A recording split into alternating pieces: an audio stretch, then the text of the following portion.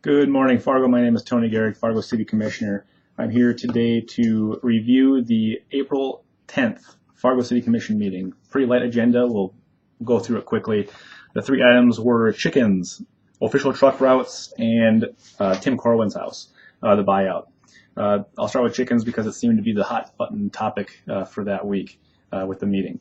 Basically what we did was we looked at our ordinances that conflicted. Some said you could have chickens, some said you couldn't.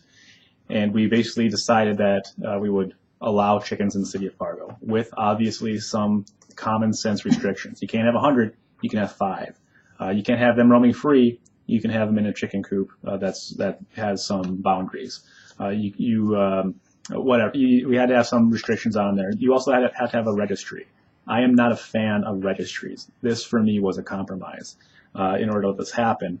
But for me, what this boils down to is property rights. I'm someone who believes that your home is your castle, whether that's in the city of Fargo or if it's out in the country somewhere. If you want to have 3 dogs, you don't need a registry for that. You don't need a permission for that. I have 2 cats. We don't need to get permission for that. I have a motorcycle. I mean, you guys get what I'm saying here.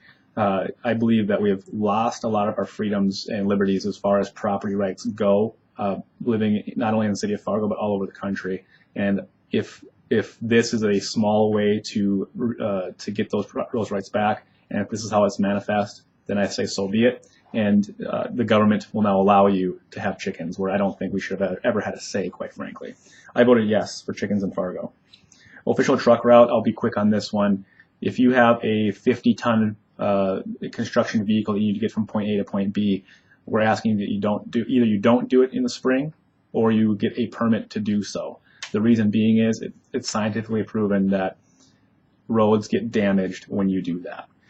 So in order to cover some of those costs, in order to know when they're happening, we're asking to be notified and to pay a small fee if you're going to do that, or better yet, don't do it during those specific time periods. I know it's impossible for some people.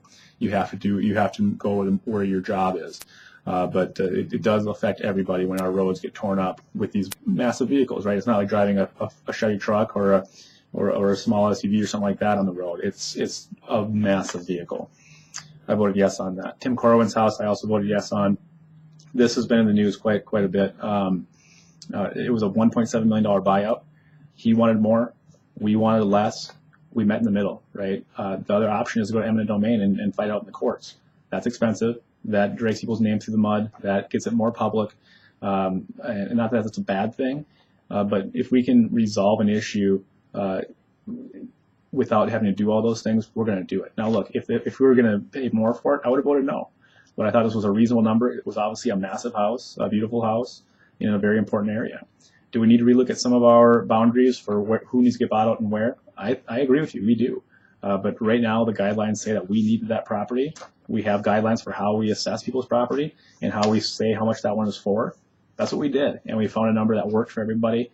And I think that it was a good outcome. That was the recap for the April 10th Fargo City Commission meeting. And by all means, please keep watching how your commissioners are spending your tax dollars. Thank you.